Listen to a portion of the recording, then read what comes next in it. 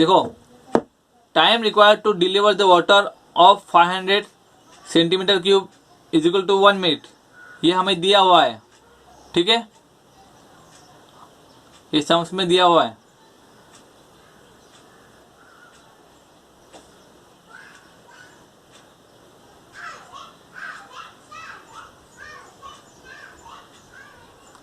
So time required to deliver the water of 24 lakh centimetre cube is x, suppose x,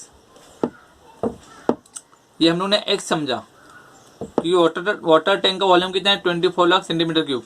तो 24 lakh centimetre cube volume का tank भरने के लिए कितना time लगेगा x, suppose x। Therefore 500 centimetre cube is equal two upon 1 minute. 500 centimetre cube भरने के लिए 1 मिनट लगता है, तो 24 लाख सेंटीमीटर क्यूब भरने के लिए कितना लगेगा x। Therefore x is equal to 24 lakh into 1 cross multiplication, ये क्रॉस मल्टीप्लिकेशन किया तो कितना है answer, x is equal to 4800, कितना है x is equal to 4800 minute, 4800 minute. So x is equal to 80 hour. Minute का कन्वर्शन हावर में किया, मिनट को हावर में कन्वर्टेड किया हम लोग ने। Time required to fill the tank is equal to 80 hour. ये लास्ट वीडियो का कंटिन्यू है। नेक्स्ट है 4 नंबर का sum. A rectangular mild steel bar of size 200 by 100 by 300 mm long is to be forged into a square bar of size 100 by 100 mm. If the wastage in forging is 20%, find the length of square bar. देखो एक mile steel है, rectangular mild steel बार है, उसका size कितना दिया हुआ है, कितना दिया size 200 by 100 by 300 mm long. ठीक है, उसको फोर्स किया, मतलब उस पे फोर्स मतलब क्या, उस पे उसको गरम करके उसका साइज कम किया।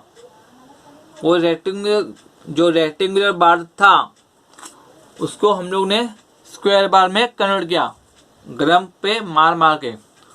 तो स्क्वायर बार जो है उसका साइज कितना है 100 by 100 mm।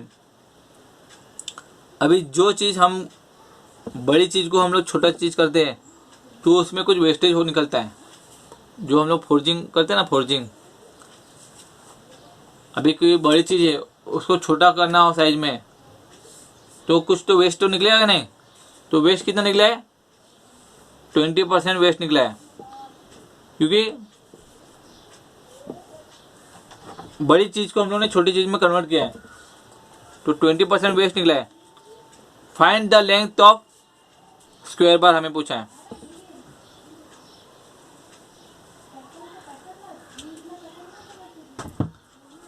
ठीक है, अभी साइज ऑफ रेक्टेंगुलर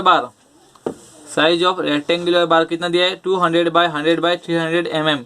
देखो यहाँ पे mm में दिया है और स्क्वायर बार भी कितना mm में दिया है। ठीक है, तो यहाँ पे हम लोग को यूनिट बदलना जरूरी नहीं है, सब mm। ये रेक्टेंगुलर बार का साइज भी mm में है और स्क्वायर बार का साइज भी mm में है, तो दोनों mm में है, तो हमें भी mm में लेना है। साइज ऑफ स्क्वायर बार कितना है 100 by 100 mm।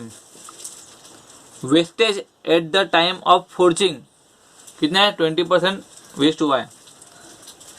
अभी रेक्टेंगुलर बार को स्क्वायर बार बनाते उसमें 20% वेस्ट हुआ है, फोर्जिंग का वेस्ट उसे बोलते हैं। 20% वेस्ट गया है। Find the length of square बार।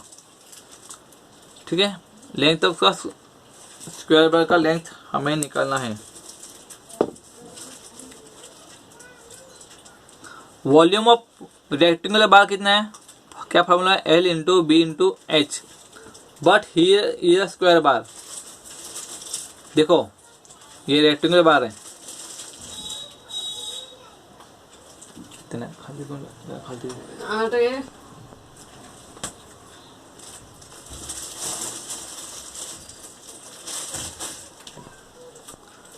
ये रेक्टेंगुलर बार है, ये उसका लेंथ हो गया, उसका ब्रेड्थ हो गया, ये height.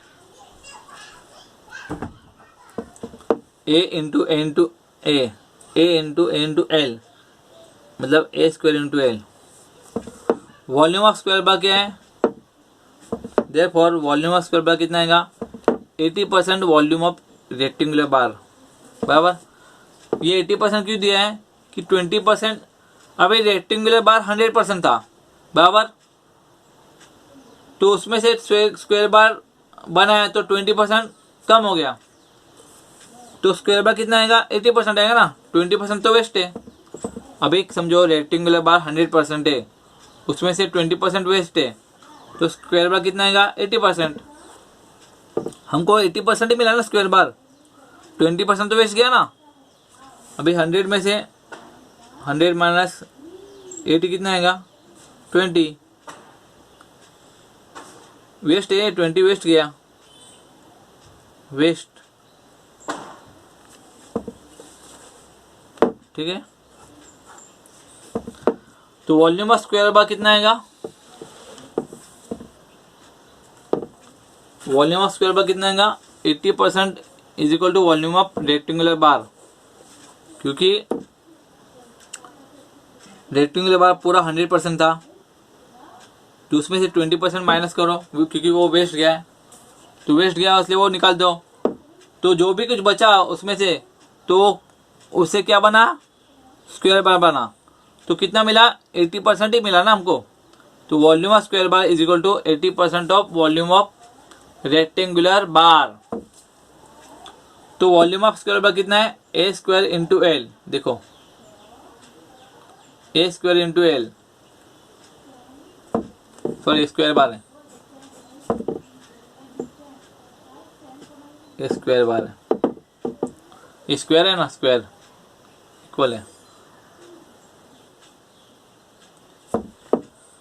Volume of square bar कितना है, ए स्क्वायर इंटू एल, और वॉल्यूम ऑफ रेक्टेंगुलर बार कितना है, L into B into H, और 80%, 80% मतलब 80/100। ये हम लोग ने परसेंट, हमारा जो चैप्टर है उसमें ऐसा हम लोग लिखते हैं, 80% मतलब 80% सेंट मतलब 100, 80% कितना है, A square 100 into 100 into L,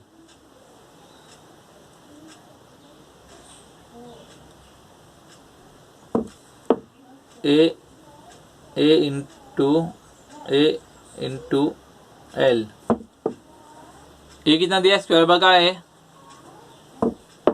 100 दिया है, देखो समझ में कितना दिया है, साइज 100 दिया ना। 100 कहाँ से लिया, ये स्क्वायर बार का साइज है, साइड जो उसका साइड है, साइड कितना का है, 100 का है। लेंथ कितना है रेक्टेंगुलर बार का, 200/100/300 इंटू 80/100, ये कितना है, 100 into 100 10,000 into L is equal to 200/300/80।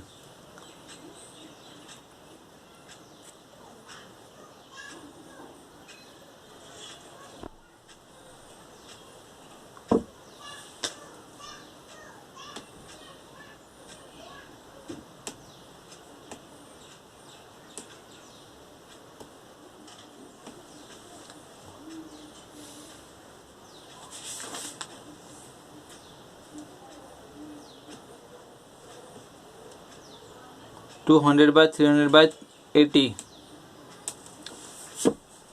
यू, यहाँ पे ये 100 कैंसिल हो गया, इसलिए सिर्फ कितना आया, 200/300/80, ये 100 कैंसिल हो गया। Therefore L is equal to 200 into 300 into 80 upon, ये यहाँ पे नीचे आ गया, कितना है 10,000। इसको सॉल्व कर कितना आएगा, इसको सॉल्व किए तो इतना आएगा, तो कितना आया, L is equal to 480 mm। Length of square bar is equal to 480 mm। ये हमारा आंसर आएगा। ठीक है, ये फाइनल आंसर है। अभी देखो, अभी इसमें आपको होमवर्क करना है। ये जो टिक मार्क किया है ये होमवर्क करना है आपको।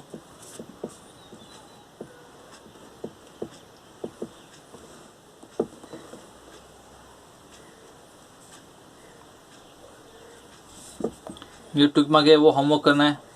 ठीक है, ये आपको देखना नहीं है, ये आपको देखना नहीं है, पहले आपको होमवर्क करना है, बाद में देखना है आंसर कैसा आता है वो।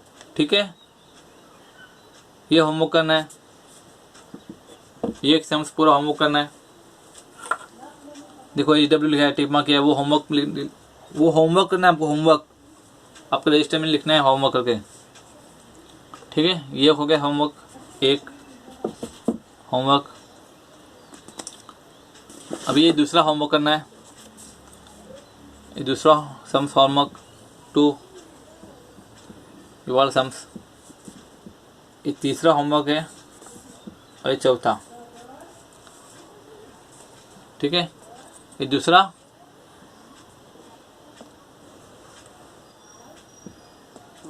ये तीसरा और ये चौथा। तीसरा का आंसर क्या है ये दिया है, चौथा का आंसर क्या है ये दिया है। ये आपको होमवर्क में लिखना है, खुद सॉल्व करना है। ठीक है, इतना सॉल्व करना है। अभी देखो इसमें ना ये सब चैप्टर में जो है हम लोग ने अभी ये चैप्टर है, आगे हम लोग ने चैप्टर नेक्स्ट लास्ट तक चैप्टर लिया कौन सा, डेंसिटी एंड स्पेसिफिक ग्रेविटी, उसमें भी फार्मूला है। ये सब आपको फार्मूला सब बाय हार्ट करना है तो ही आप सम्स सॉल्व कर सकेंगे एग्जाम में। तो ये सब सम्स आप, ये सब फार्मूला आपको बाय हार्ट करना है और सम्स सॉल्व करने का ज़्यादा से ज़्यादा प्रैक्टिस करना है। ठीक है, कि हम सम्स कैसे सॉल्व करेंगे उसका प्रैक्टिस ज़्यादा करना है। तो ये हमारा चैप्टर कंप्लीट हो गया, वॉल्यूम एंड नेट वेट। तो ये लिख लेना रजिस्टर में। ओके।